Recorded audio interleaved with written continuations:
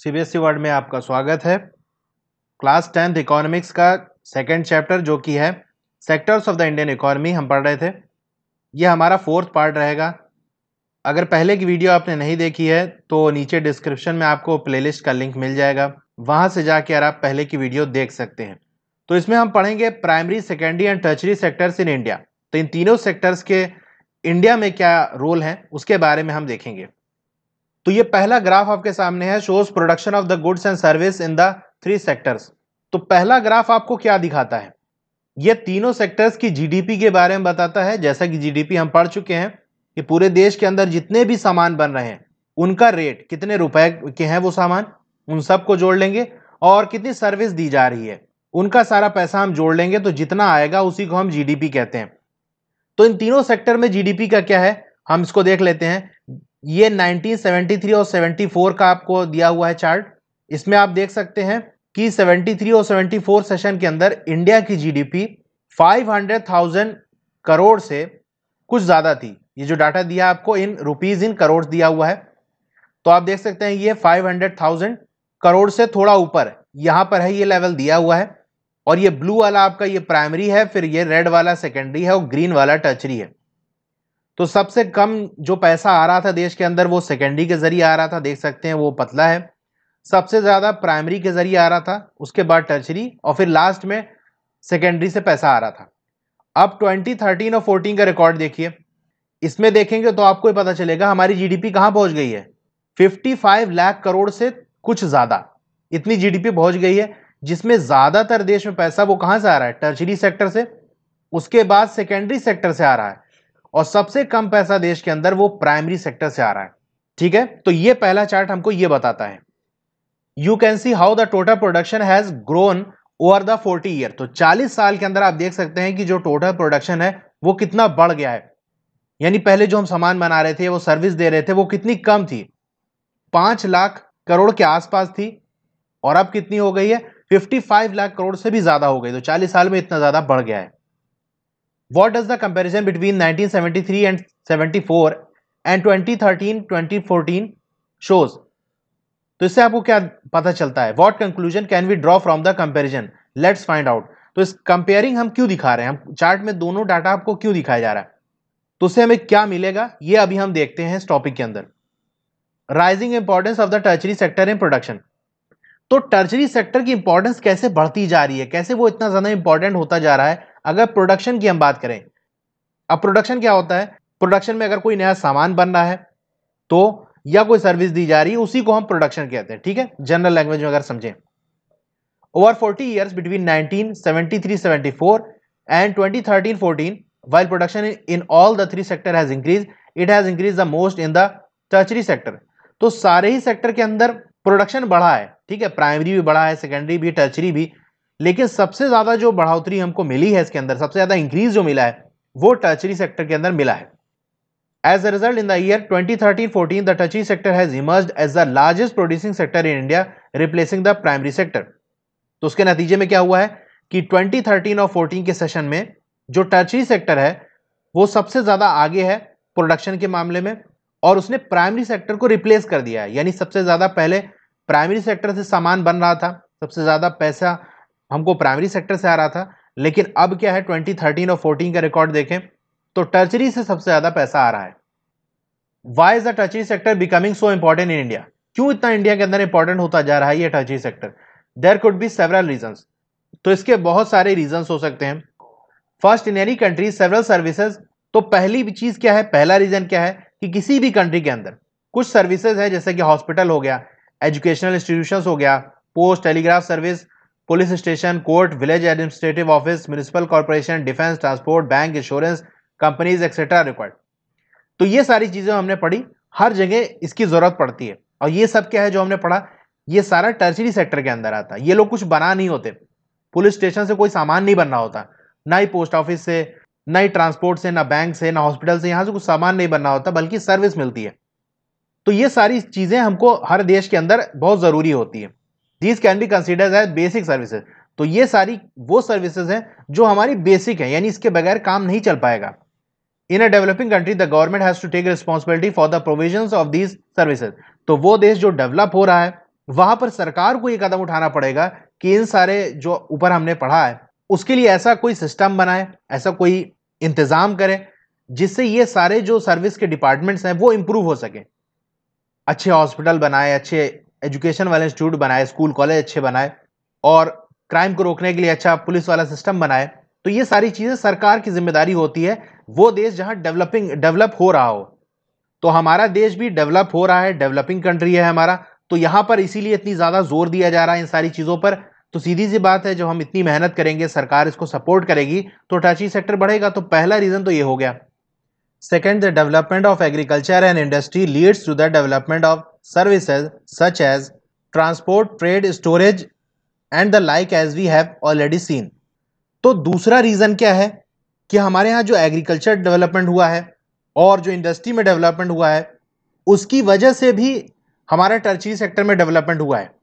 ऐसा इसलिए क्योंकि अगर एग्रीकल्चर डेवलपमेंट का मतलब क्या है, ज़्यादा से ज़्यादा हमने फसलें उगाई हैं, ज़्यादा से ज़्यादा हमने खेती की है, तो वो सामान हमको एक जगह से दूसरी जगह पहुंचाना भी पड़ेगा।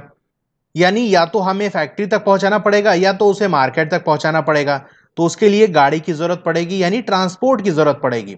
तो जब ज्यादा सामान हमारे खेत से पैदा हो रहा है तो ज्यादा हमें सामान पहुंचाना भी पड़ेगा, यानी ज्यादा गाड़ी की जरूरत पड़ेगी अब हमें एक जगह से दूसरी जगह सामान पहुंचाने की।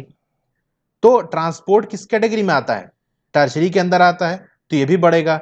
ट्रेड बढ़ेगी। ट्रेड क्या होता है? बाइंग एंड सेलिंग, यानी किसी चीज का सामान का खरीदना और बेचना, जिसे व्यापार कहते हैं, वो भी बढ़ेगा। यानी जितने ज्यादा सामान होंगे उतनी ज्यादा दुकानें खुलेंगी और उतने ज्यादा सामान बेचे जाएंगे।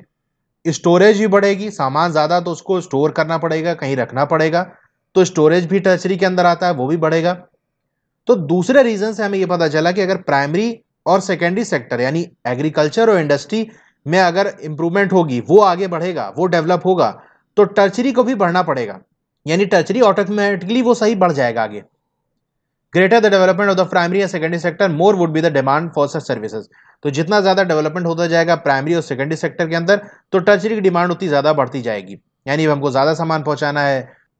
Third, as income level increases certain sections of the people start demanding many more services. तो तीसरा रीजन क्या है कि हमारे इंडिया के अंदर ये टर्शरी सेक्टर इतना इंपॉर्टेंट क्यों हो गया है? इसलिए क्योंकि लोगों की इनकम बढ़ती जा रही है। ठीक है, लोगों के पास ज्यादा पैसा आ रहा है, तो जिनके पास ज्यादा पैसा आ रहा है वो लोगों को अब और ज्यादा सर्विसेज चाहिए होती है। यानी एक आम आदमी है जिसके पास पैसा कम है, तो वो क्या चाहता है कि खाना मिल जाए और रहने के लिए घर मिल जाए, बस खाना कमाना सोना। लेकिन जिसके पास पैसा ज्यादा आने लगता है तो बहुत सारी चीजें उसके सामने आने लगती है कि ये भी मिल जाए, वो भी मिल जाए। तो ऐसे लोगों को और सर्विसेज चाहिए है, जैसे लाइक ईटिंग आउट। क्या बाहर जाके खाएंगे यार, आज रेस्टोरेंट में खाना है। ठीक है, एक आम आदमी है जिसके पास पैसा नहीं है, वो थोड़ी ना सोचेगा कि हमें रेस्टोरेंट में खाना है, वो तो ये सोचेगा बस खाना मिल जाए। लेकिन इसके पास पैसा है, बाहर खाएंगे। टूरिज्म, पैसा आ गया, चलो घूमने चलते हैं यार, शिमला चलते हैं, गोवा चलते हैं। शॉपिंग हो गई, पैसा आ गया है, ये कपड़ा ले लो, वो ले लो। प्राइवेट हॉस्पिटल्स, यानी ये पैसा ज्यादा है, कहते नहीं अरे सरकारी में कौन दिखाएगा, सरकारी में कहाँ सही से इलाज होता है, वो प्राइवेट हॉस्पिटल चलते हैं, वो अच्छा वाला हॉस्पिटल। और प्राइवेट स्कूल, कह रहे सरकारी स्कूल में क्या पढ़ाई होती है, प्राइवेट स्कूल पढ़ाओ जहां ज्यादा फीस हम दे सके। तो पैसा ज्यादा है, फीस ज्यादा दे सकते हैं, तो प्राइवेट स्कूल खुल गए, प्राइवेट हॉस्पिटल खुल गए कि ठीक है हम आपको और अच्छी फैसिलिटी देंगे, आप जितना पैसा दोगे उतनी अच्छी फैसिलिटी मिलेगी। और प्रोफेशनल ट्रेनिंग्स हो गई। प्रोफेशनल ट्रेनिंग मतलब ये होता है कि किसी फील्ड में हमने कोई ट्रेनिंग ले ली, कोई चीज हमने सीख ली। जैसे बिजनेस लाइन में अगर कोई है तो उसने सेल्स के मामले में कोई ट्रेनिंग ले ली कि हाँ सामान को किस तरह से बेचना है, उसकी ट्रेनिंग ले ली। तो पैसा होगा तो आदमी जाके कहीं दूसरी जगह ट्रेनिंग ले लेगा। You can see this change quite sharply in cities, specially in big cities.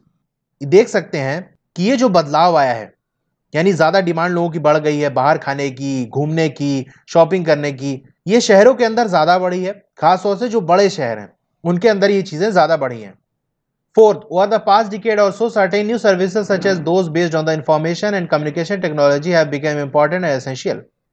तो चौथा पॉइंट क्या है, चौथा रीजन इस टर्शरी सेक्टर के इंडिया के अंदर इतना बढ़ने का, वो ये है कि कुछ नई तरीके की सर्विसेज भी आ गई हैं जो कि information and communication technology based हैं। यानी जैसे आईटी हम शॉर्ट फॉर्म में कहते हैं, जो आईटी बेस्ड है। जैसा कि आपका इंटरनेट हो गया, पहले कहाँ था, यानी इनफैक्ट अगर मैं अपने स्कूल टाइम की बात करूं तो इंटरनेट बहुत मुश्किल से किसी के पास होता था। किसी को काम पड़ गया तो इंटरनेट तो दूर की बात है, बैलेंस किसी के पास नहीं होता था। ऐसे रेट भी बहुत ज़्यादा होता था और इतना यूज़ भी नहीं करता था कोई, स्पीड भी स्लो होती थी। लेकिन आज की डेट में, और उससे भी अगर पहले चले जाएं, तो आम आदमी के लिए तो इंटरनेट था ही नहीं। लेकिन आज हर चीज़ और हर घर में इंटरनेट पहुंच चुका है। तो आज इंफॉर्मेशन लेना बहुत आसान है। कोई भी चीज़ आपको देखना है तो आपने तुरंत गूगल कर लिया, यूट्यूब पे देख लिया, तो आपको वो इंफॉर्मेशन मिल जाती है।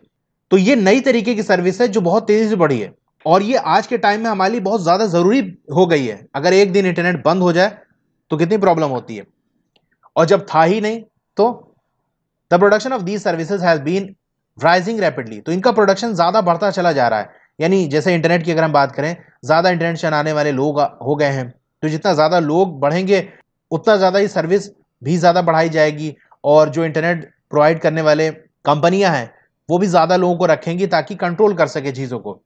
इन chapter 4 we shall see examples of these new services and reason for their expansion. तो चैप्टर 4 में इसके बारे में डिटेल में पढ़ेंगे कि आईटी बेस्ड जो सर्विसेज हैं वो क्या हैं। However, you must remember that not all of the services sector is growing equally well.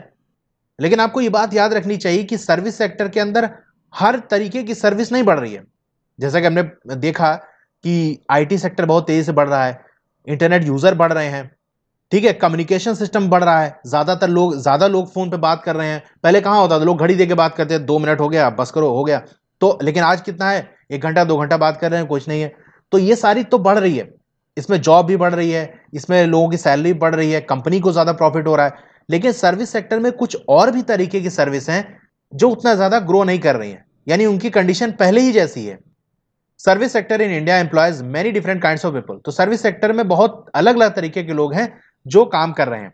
Eight one end there are limited number of service that employ highly skilled and educated workers. तो एक तरफ अगर हम देखें तो बहुत कम limited number of services हैं, यानी कुछ गिनी चुनी सर्विसेज हैं जहां पर बहुत काबिल और पढ़ा लिखा आदमी चाहिए होगा, उसको जॉब पे रखेंगे। At the other hand there are a very large number of workers engaged in service such as a small shopkeepers, repair person, transport person etcetera. तो एक तरफ बहुत थोड़ी जॉब है जहां पढ़े लिखे और काबिल लोग चाहिए हैं, वहीं दूसरी तरफ अगर देखें बहुत ज्यादा लोग ऐसे हैं, यानी सर्विस सेक्टर की हम बात कर रहे हैं, जो कि या तो दुकान चला रहे हैं छोटी छोटी, या कोई रिपेयर का काम कर रहे हैं, या ट्रांसपोर्ट का है, इधर उधर टैक्सी बस वगैरह चला रहे हैं। तो ये लोग बहुत ज्यादा हैं, सर्विस सेक्टर के ही पार्ट हैं, लेकिन ये लोग बहुत ज्यादा तादाद में हैं। These people barely manage to earn a living and yet they perform these service because no alternative opportunity for work are available to them. अब ये लोग इतना ज़्यादा नहीं कमा पाते कि अपनी ज़िंदगी को सही तरीके से गुजार सकें, ठीक है, इनके लिए ज़िंदगी गुजारना मुश्किल है जितना पैसा ये कमाते हैं, लेकिन फिर भी ये वाला काम कर रहे हैं, ये सर्विसेज दे रहे हैं। ऐसा इसलिए क्योंकि कोई दूसरा रास्ता उनके पास नहीं है। Hence only a part of this sector is growing in importance. तो इससे हमें ये पता चला कि इसमें एक ही हिस्सा है जो बढ़ रहा है आगे, यानी सभी लोग आगे नहीं बढ़ रहे हैं। जैसे मैकेनिक है, पहले भी जो उसकी स्थिति थी उसी तरह से उसकी कंडीशन आज भी है। You shall read more about this in the next session. तो अगले सेशन के अंदर हम इसके बारे में डिटेल में पढ़ेंगे। अब हम देखते हैं where are most of the people employed. तो ज्यादातर लोग किस सेक्टर में काम कर रहे हैं, प्राइमरी में, सेकेंडरी में, टर्शरी में, ठीक है। Graph second present percentage share of the 3 sector in GDP.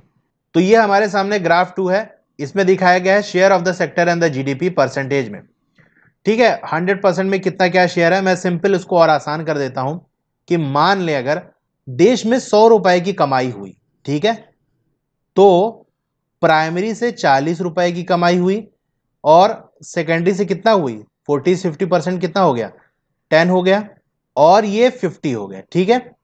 तो 50 रुपए टर्चरी से, 10 रुपए सेकेंडरी से और 40 रुपए प्राइमरी से आया।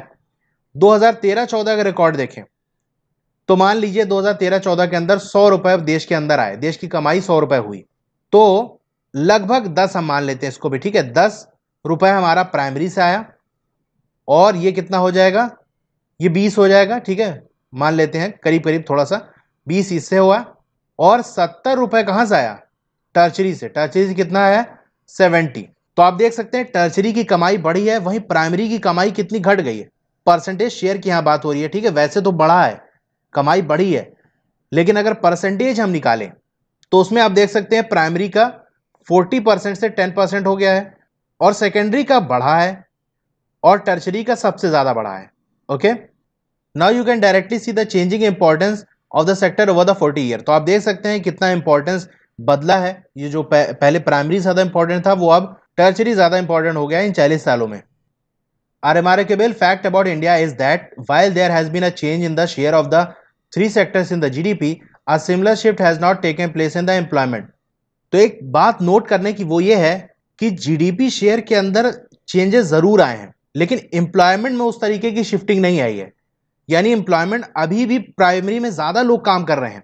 इसको हम ग्राफ से देखते हैं तो आप ग्राफ से देख सकते हैं कि टर्चरी का शेयर बढ़ा है, पहले कम था ज्यादा हुआ है, और जॉब बढ़ी है। लेकिन वहीं अगर आप प्राइमरी का देखिए, प्राइमरी में क्या हुआ है, प्राइमरी का शेयर घटा है। यानी प्राइमरी से अब कमाई कितनी हो रही है, 10% करीब हो रही है, लेकिन काम करने वाले अभी भी सबसे ज्यादा किसमें है, प्राइमरी के अंदर है। तो अगर जीडीपी के मामले में देखें तो टर्चरी ज्यादा इंपॉर्टेंट हो गया है, लेकिन अगर एम्प्लॉयमेंट के बारे में देखें, जॉब के बारे में देखें, तो प्राइमरी अभी भी इंपॉर्टेंट है, क्योंकि 49% लोग अभी भी प्राइमरी के अंदर काम कर रहे हैं। ठीक है, टर्चरी के अंदर ज्यादा कमाई हो रही है, लेकिन काम करने वाले लोग प्राइमरी में अभी भी ज्यादा हैं। तो उसी तरीके की शिफ्टिंग जैसा कि जीडीपी के मामले में हुई है प्राइमरी टू टर्चरी, उस तरीके की शिफ्टिंग एम्प्लॉयमेंट के बारे में नहीं हुई है। होना तो ये चाहिए था कि अगर टर्चरी सेक्टर से कमाई ज्यादा हो रही है तो नौकरी भी वहां ज्यादा होनी चाहिए थी, लेकिन ऐसा नहीं हुआ है।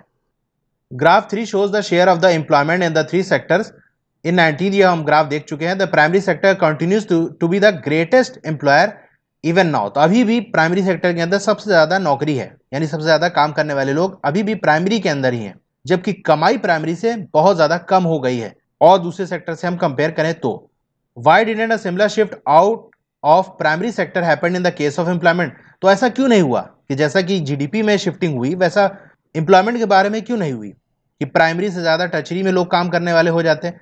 It is because not enough jobs were created in the secondary and tertiary sector. ऐसा इसलिए क्योंकि बहुत ज्यादा जॉब सेकेंडरी और टर्चरी सेक्टर के अंदर नहीं आई, जिसकी वजह से काम करने वाले लोग नहीं बढ़े उसमें। इवन दो इंडस्ट्रियल आउटपुट और the production of goods went up by more than 9 times during the period, employment in the industry went up by around 3 times. तो इंडस्ट्री से जो सामान बन रहा था उसके प्रोडक्शन में 9 गुना ज्यादा इंक्रीज हुआ, लेकिन जॉब लगभग 3 गुना बढ़ी। फॉर एग्जाम्पल, अगर 100 रुपए का सामान बन रहा था तो इन 40 सालों के अंदर क्या हुआ, 40 साल के बाद अब 900 रुपए का सामान बनने लगा। लेकिन अगर पहले 100 लोग काम कर रहे थे तो सिर्फ 3 गुना लोग बढ़े हैं, अब 300 लोग काम कर रहे हैं। The same applies to the tertiary sector as well. तो प्राइमरी का हमने ये एग्जाम्पल पढ़ा, टर्चरी में ऐसा ही हुआ है। While production in the service sector rose by 14 times, employment in the service sector rose about 5 times. यानी टर्चरी सेक्टर के अंदर प्रोडक्शन वो 14 टाइम्स बढ़ गया, लेकिन एम्प्लॉयमेंट यानी लोग काम करने वाले वो 5 गुना ही बढ़े। यानी अगर 100 रुपए का सर्विस दी जा रही थी पहले, तो अब 1400 की सर्विस दी जा रही है, 1400 रुपीज की सर्विस दी जा रही है। और एम्प्लॉयमेंट का अगर देखें तो पहले 100 लोग काम कर रहे थे, अब 500 लोग काम कर रहे हैं। ठीक है, तो काम बढ़ा है, लोग नौकरी करने वाले उतना नहीं बढ़े जितना काम बढ़ा है। As a result more than half of the workers in the country are working in the primary sector, mainly in agriculture, producing only a quarter of the GDP. तो इसके नतीजे में क्या हुआ है, आधे से ज्यादा लोग जो देश के अंदर हैं अभी भी प्राइमरी सेक्टर के अंदर काम कर रहे हैं, खासतौर से एग्रीकल्चर यानी खेती बाड़ी में काम कर रहे हैं, जो कि देश की जीडीपी में सिर्फ 1/4 ही हिस्सा है उनका। In contrast to this, secondary and tertiary sector produce 4/5 of the produce wealth, they employ less than half the people. उसी के मुकाबले में हम अगर टर्चरी और सेकेंडरी सेक्टर को देखें तो यहां से जो प्रोडक्शन हो रहा है, यानी यहाँ सामान बन रहा होगा या कोई सर्विस दी जा रही होगी, वो 4/5 है हमारी जीडीपी का। यानी अगर हमारी जीडीपी 5 है तो 4 कहां से आ रहा है, सेकेंडरी और टर्चरी से आ रहा है। जबकि इन दोनों में काम करने वाले अगर हम मिला लें तो आधे से भी ज्यादा कम है, यानी आधे से ज्यादा तो प्राइमरी में काम कर रहे हैं और आधे से कम सेकेंडरी और टर्चरी में मिला के काम कर रहे हैं। Does this mean that the workers in the agriculture are not producing as much as they could. तो क्या इससे हमको यह मतलब समझना चाहिए कि जो एग्रीकल्चर की फील्ड में लोग काम कर रहे हैं वो उतना नहीं काम कर रहे हैं, उतना प्रोड्यूस नहीं कर पा रहे हैं चीजें जितना वो कर सकते हैं, यानी जरूरत से कम वो लोग काम कर रहे हैं। What it means is that there are more peoples in the agriculture than is necessary। तो इसका मतलब तो सीधा सीधा यही है कि एग्रीकल्चर में जितने लोगों की ज़रूरत है उससे ज़्यादा लोग इसमें काम कर रहे हैं। So even if you move a few people out, production will not be affected. तो जो लोग फालतू हैं उनको अगर हम हटा लें तो भी हमारा एग्रीकल्चर वाला सेक्टर में कोई प्रॉब्लम नहीं आएगी। In other words, workers in the agricultural sectors are under employed. तो दूसरे शब्दों में अगर हम कहें, इकोनॉमिक्स के एक और टर्म की अगर हम बात करें जो कि है क्या, अंडर एम्प्लॉयड, तो एग्रीकल्चर सेक्टर के अंदर जो वर्कर है वो अंडर एम्प्लॉयड है। इसके बारे में अभी हम देखेंगे एग्जाम्पल्स के। For instance take the case of a farmer Lakshmi. तो एक फार्मर है लक्ष्मी, उसका हम केस लेते हैं और समझते हैं। Owing about 2 hectares of the unirrigated land dependent only on rain and growing crops like jowar and arhar. तो लक्ष्मी एक फार्मर है, उसके पास 2 हेक्टेयर्स जमीन है जहां पर इरिगेशन की कोई फैसिलिटी नहीं है, ट्यूबवेल वगैरह नहर नहीं है, पूरा बारिश पे डिपेंड है, बारिश होगी तो होगा। और वो क्रॉप ग्रो करती है जो कि क्या है, ज्वार है, अरहर है, ऐसे crop. All 5 members of her family work in the plot through out the year. तो उसके घर में 5 लोग हैं और 5 लोग ही पूरे साल भर उस प्लॉट पे काम करते हैं, छोटा सा प्लॉट है। वाई, ऐसा क्यों? They have no where else to go for work. उनके पास कहीं और काम ही नहीं है कि कहीं जाकर काम करें। You will see that everyone is working, none remains idle, but in actual fact their labor effort gets divided। तो आपको देखने से तो ऐसा लगेगा कि सभी लोग काम कर रहे हैं, कि भाई 5 लोग ही घर में खेती में अपना रोल निभा रहे हैं, कुछ ना कुछ काम कर रहे हैं, कोई खाली नहीं बैठा है। लेकिन सच्चाई ये है कि उनका जो मेहनत है वो बढ़ जा रही है। भाई एक आदमी कोई काम करेगा और उसी काम को अगर 5 लोग मिलकर करें तो हर आदमी थोड़ा थोड़ा काम करना पड़ेगा, तो जो लेबर एफर्ट है यानी जो मेहनत है वो कम हो जाएगी हर आदमी के हिसाब से।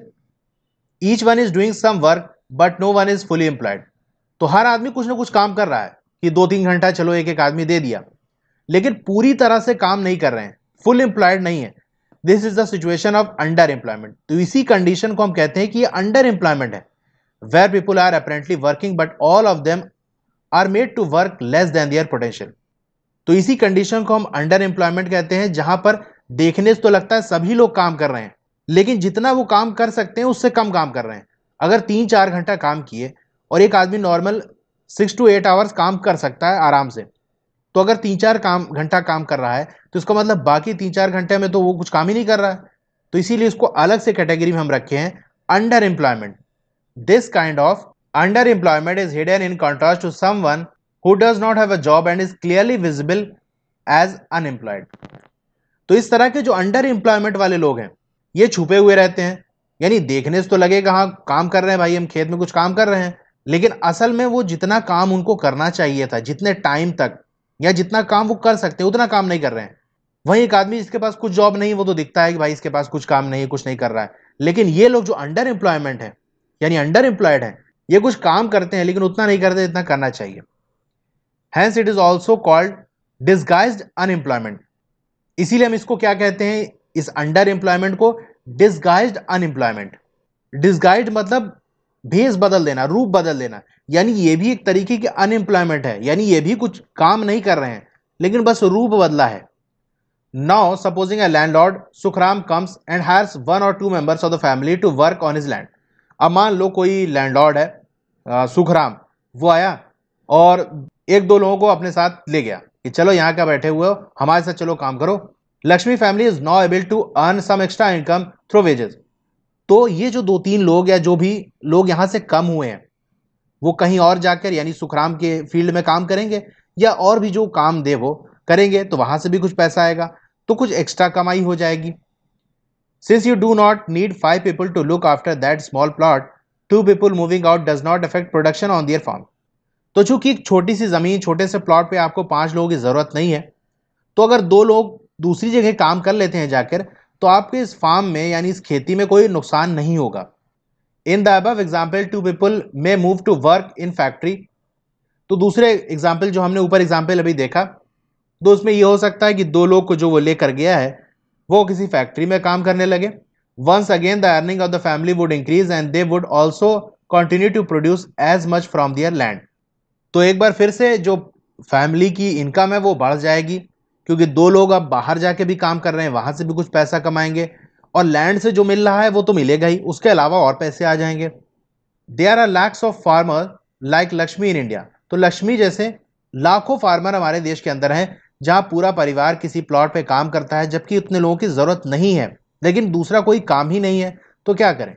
This means that even if we remove a lot of people from the agriculture sector and provide them with proper work elsewhere, agriculture production will not suffer. तो इसका मतलब ये है कि अगर कुछ लोग जो एग्रीकल्चर में लगे हुए हैं उनको हम हटा दें वहां से और कोई दूसरा काम उनको दे दें करने को, तो भी हमारे एग्रीकल्चर में कोई नुकसान नहीं होगा, ठीक है? क्योंकि ज्यादा लोग काम कर रहे हैं वहां पर, काम उसी तरह चलता रहेगा, बस ये जो ज्यादा एक्स्ट्रा वाले हैं वो और दूसरा काम कर सकते हैं। The incomes of the people who take up other work would increase and total family income. तो जो बाहर जाकर काम करेंगे उनकी इनकम बढ़ जाएगी, अपना अलग कमाई हो जाएगी, और टोटल हम अगर पूरी फैमिली की देखें तो वो भी बढ़ जाएगी income. This under employment can also happen in other sectors. तो ये अंडर एम्प्लॉयमेंट सिर्फ जरूरी नहीं कि प्राइमरी में ही हो, सेकेंडरी और टर्चरी में भी हो सकती है। For example, there are thousands of casual workers in the service sector in urban areas who search for daily employment. तो हजारों ऐसे कैजुअल वर्कर हैं, कैजुअल यानी जो टेम्परेरी वर्कर होते हैं, जो डेली बेसिस पे काम ढूंढने निकलते हैं, उनका कोई फिक्स नहीं होता कि हाँ यहाँ जॉब लग गई, यहाँ हमको डेली जाना है, जिस दिन काम मिल गया उस दिन काम कर गया, तो उनको हम कैजुअल वर्कर कहते हैं। तो ये सर्विस सेक्टर के हैं, तो वो रोजाना काम ढूंढने के लिए निकलते हैं। जैसे मजदूर वगैरह हो गए, तो वो इंतजार में रहते हैं कि हाँ कोई हमको मजदूरी पे ले जाए, तो डेली का उनका काम रहता है। They are employed as painters, plumbers. तो ये कैसे एम्प्लॉय हो सकते हैं? जैसे कि पेंटर हो गए, ठीक है, इनकी कोई परमानेंट तो जॉब होती नहीं है, कहीं पेंटिंग का किसी को काम पड़ा तो कुछ दिनों के लिए लगा लिया। प्लम्बर हो गए, कोई दिक्कत हो गई तो प्लम्बर बुला लिया। Repair person, other doing odd jobs. तो ये सारे लोग हैं जिनको जरूरी नहीं है कि डेली उनको काम मिले, जब मिल गया तो कर लिया, नहीं तो खाली बैठे हैं। और ये एक वर्ड है ऑड जॉब्स। ऑड जॉब्स मतलब ऐसे लोग भी होते हैं जो एक साथ दो तीन तरीके के काम कर सकते हैं। तो एक काम नहीं मिला तो चलो दूसरा कर लेंगे, दूसरा नहीं मिला तीसरा कर लेंगे। तो ठीक है, इनका कोई परमानेंट फिक्स नहीं होता कि हाँ काम इनको मिलेगा ही। Many of them don't find work every day. बहुत से ऐसे हैं जो रोजाना काम जिनको नहीं मिलता। Similarly we can see other people of the service sector on the street pushing a cart और selling something where they may spend the whole day but earn very little. इसी तरीके से अगर हम बहुत से लोग देखते हैं जो सर्विस सेक्टर में है, यानी सर्विस दे रहे हैं, जैसे ठेले पे सामान बेचने वाले हो गए, फल सब्जी बेचने वाले, ये सर्विस के हैं, कुछ बना नहीं रहे, सर्विस दे रहे हैं, फल वगैरह आपके घर तक या आपके एरिया तक पहुंचा रहे हैं। तो इनको भी अगर आप देखेंगे तो दिन भर तो काम कर रहे हैं, दिन भर लगे हैं, ठेला लगाए हैं, लेकिन इनकी कमाई बहुत कम होती है। They are doing this work because they do not have better opportunities. तो वो भी इसलिए ये काम कर रहे हैं क्योंकि और कोई दूसरा उनके पास रास्ता नहीं है कमाई का, इसीलिए बेचारे दिन भर मेहनत कर रहे हैं फिर भी थोड़ा कमा रहे हैं।